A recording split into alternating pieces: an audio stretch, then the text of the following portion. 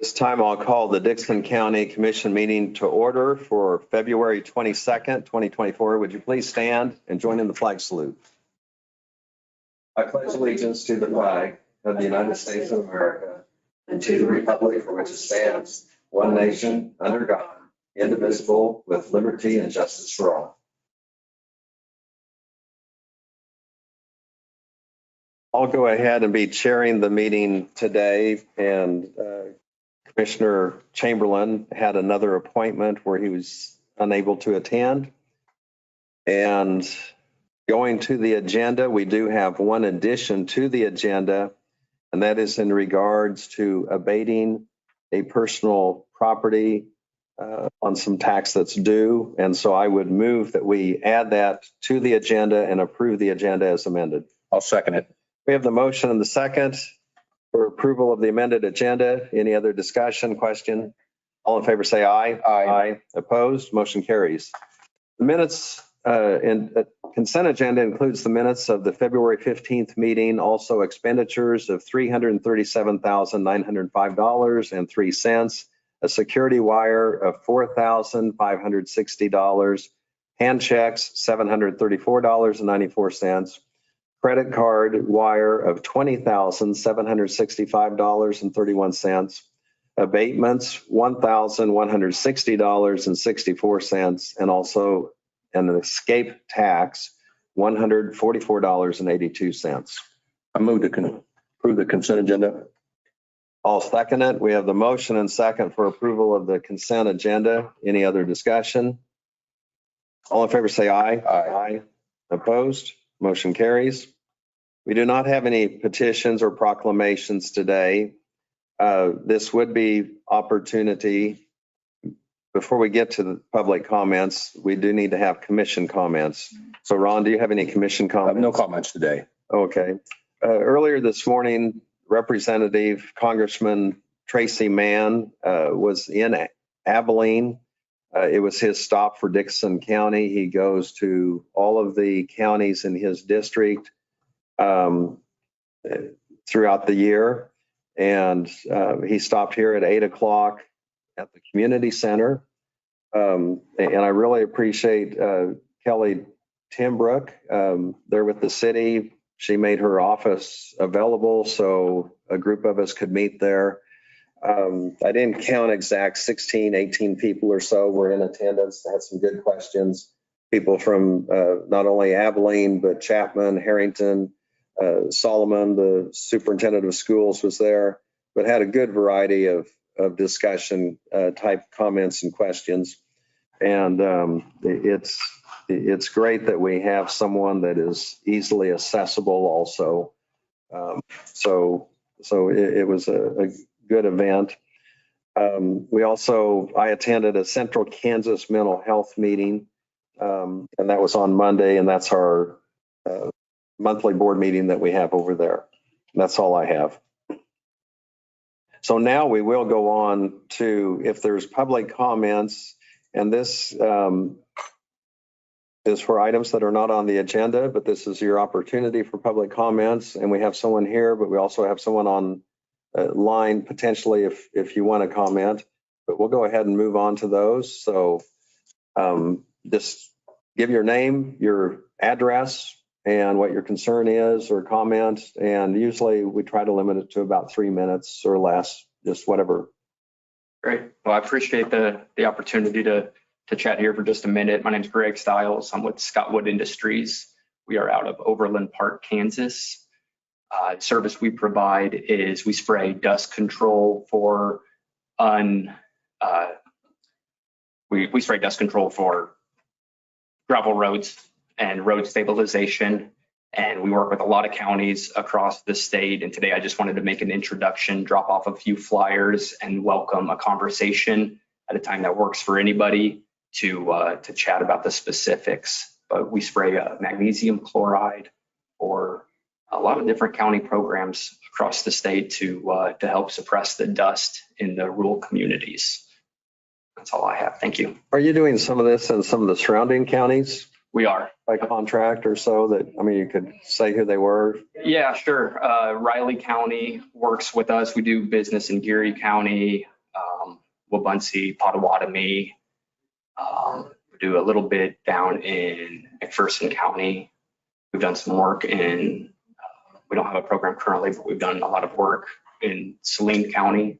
Another service that we do, we spray dust control in the warmer months, and then the colder months we switch gears and actually provide liquid de-icer for a lot of counties and cities as well. So some of those counties that I just mentioned have either done dust control with us or de-icer or a mixture of both. And approximately how long does a treatment last? There can be variables involved, but you'll see effects that reside there for up to a year.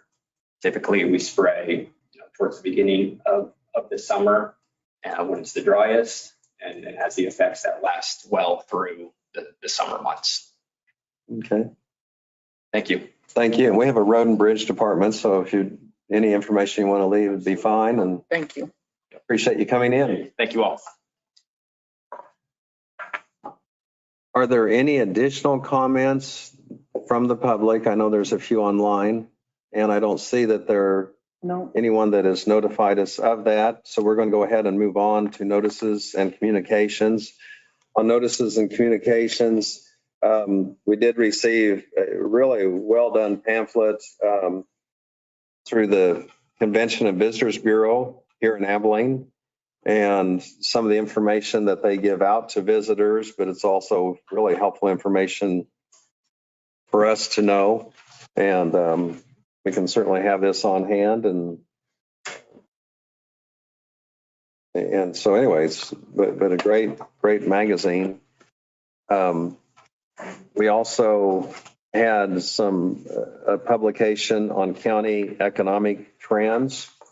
And then I will go ahead and mention that we were going to have, this was going to be offered for employees of Dickinson County, but it's through our insurance, a defensive driving course. And with some of the drivers out there, I think it's probably a good idea, but a good reminder that the safety on the highways and roads and streets are important. Were there any other notices that anyone received they'd want to bring up at this time? Then they have this one in the district court. Okay, and this was from the 8th Judicial District Court, and we're in that along with Erie County, Dickinson County, Morris and Chase. Dickinson, Gary, Morris, and Marion, okay, yeah. So Chase is in a different one. Chase is in. Yes, thank you for that clarification. And I knew our Judge Powers, he was from Marion, so yes. So anyway, they're having a graduation ceremony. And this is going to be on Wednesday, March 13th, 2024.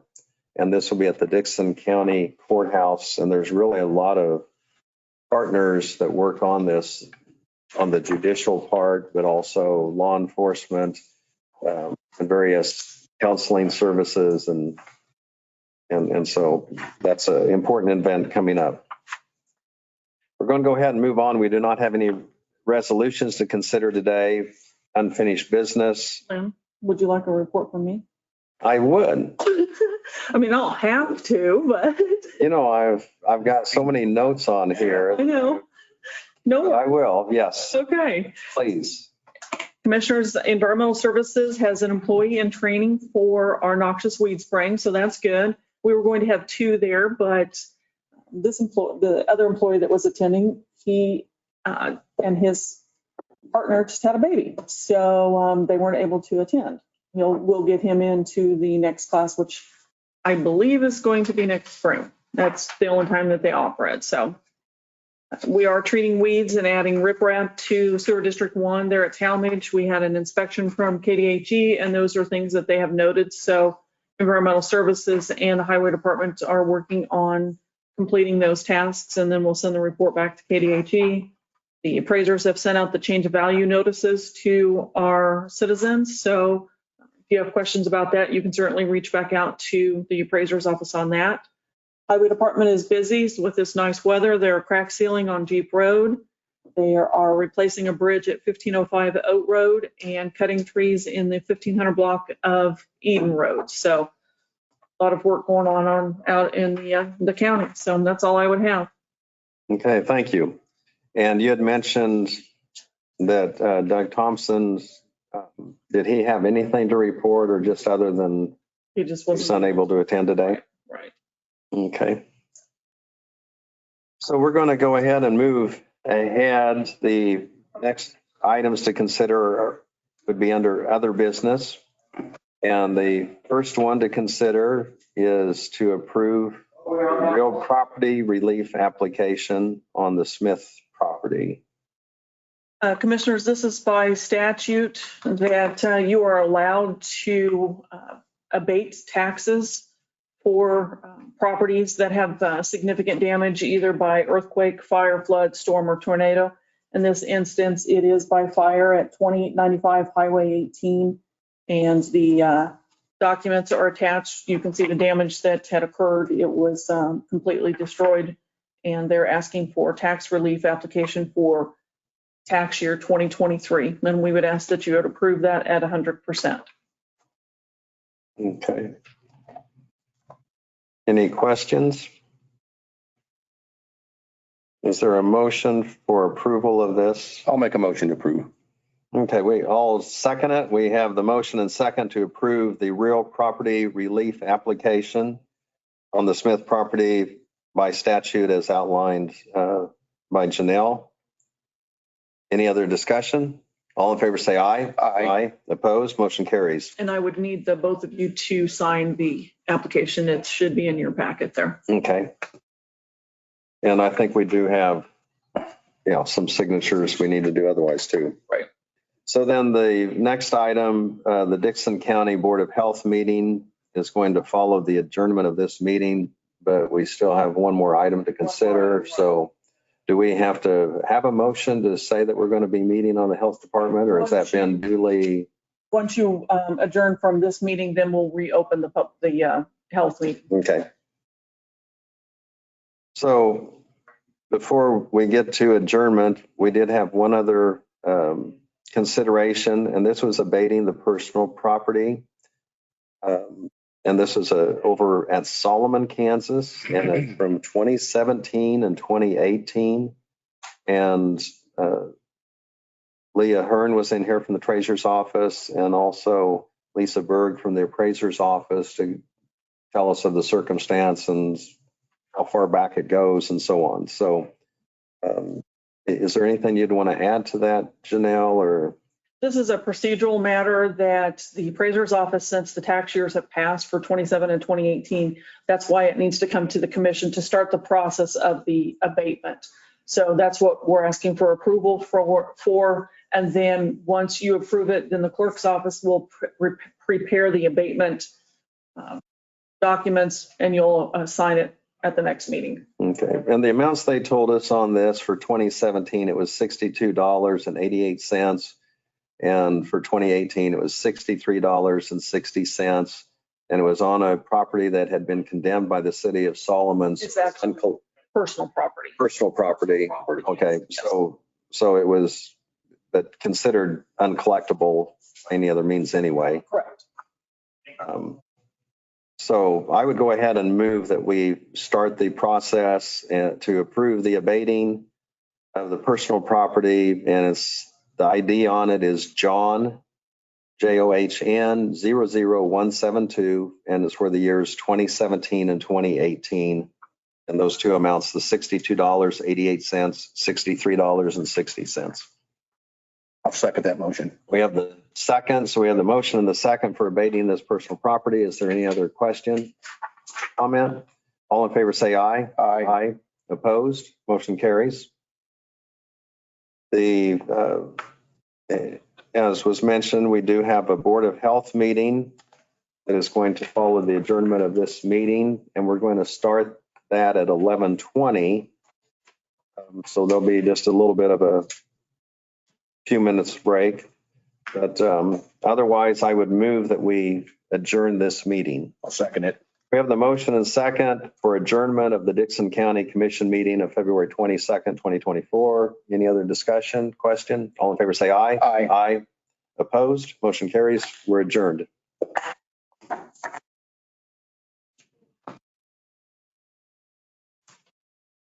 Good afternoon, yeah. Serious. Can wives take it too? No, it's only for employees, so, and I'm not gonna touch that one. She's her chauffeur. Oh, I'm just. You, I'm wondering.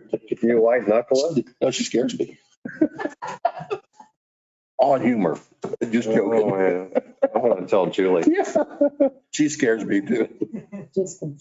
you're outnumbered, you know what? You said it right there, Lan. You got it. Yeah, I think so. You have us up? You're ready to go. Here we go. At this time, I'll call the special meeting to order for the Dickinson County Board of Health this February 22nd, 2024.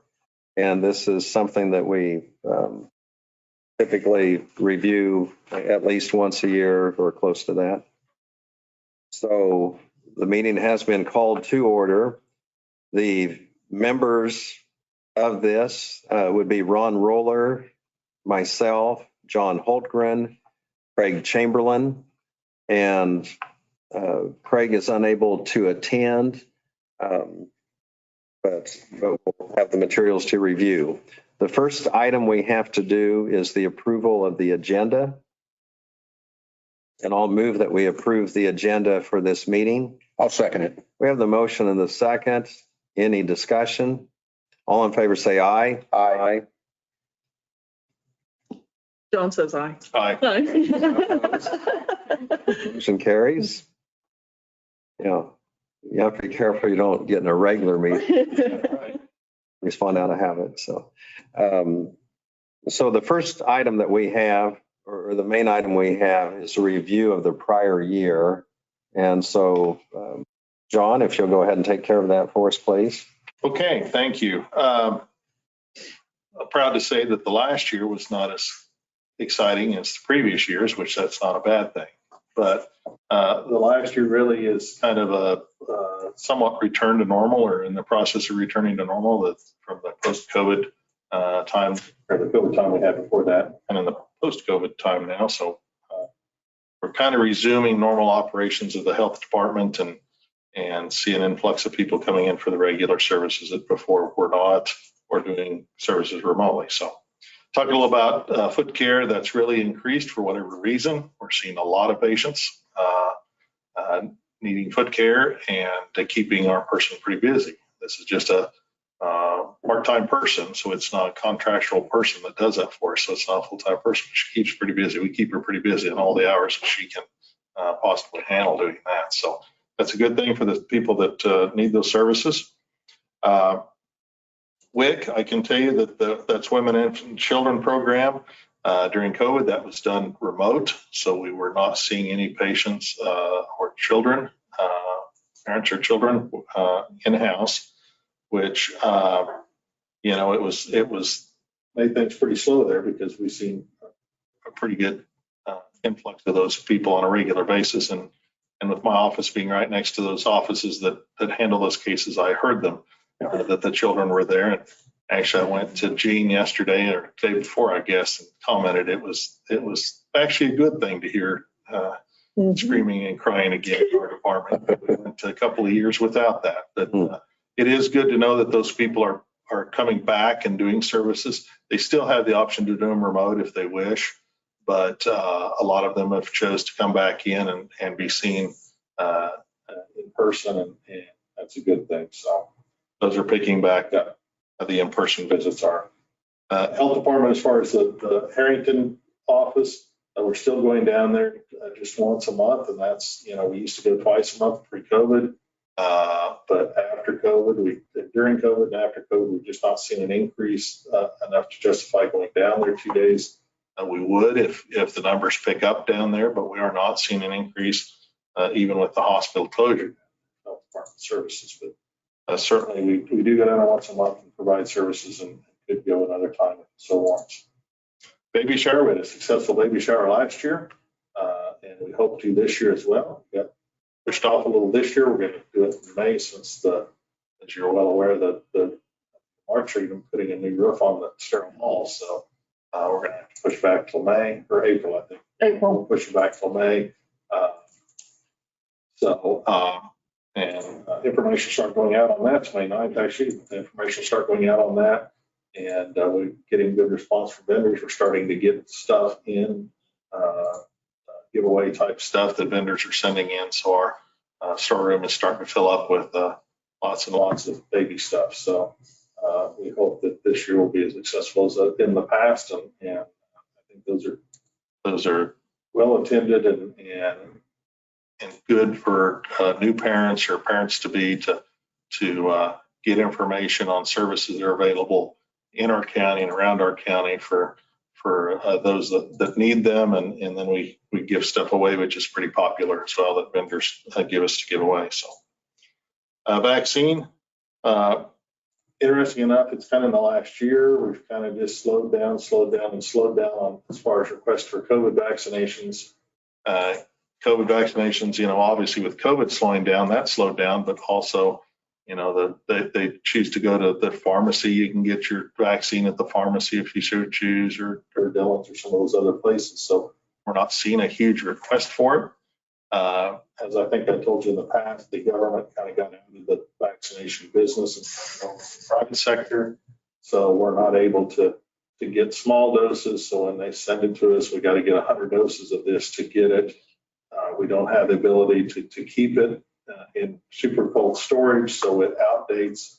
And so we keep very limited amount, and we have even moved people to the pharmacies to get it, just simply because of that. We would end up spoiling a lot of what we paid for if we held it in house. And we do see parents that if their children are becoming of age to get it, they're refusing to get it for their children. So we haven't. It's gone down to almost zero for our department as far as vaccines. COVID obviously is still out there. We've seen a little uptick here with the people being inside with the winter weather. Certainly not seeing the catastrophic numbers, and it seems to be what most people describe as the case of the flu, or similar to a case of the flu. Hospitalizations have not been overly dramatically high with it.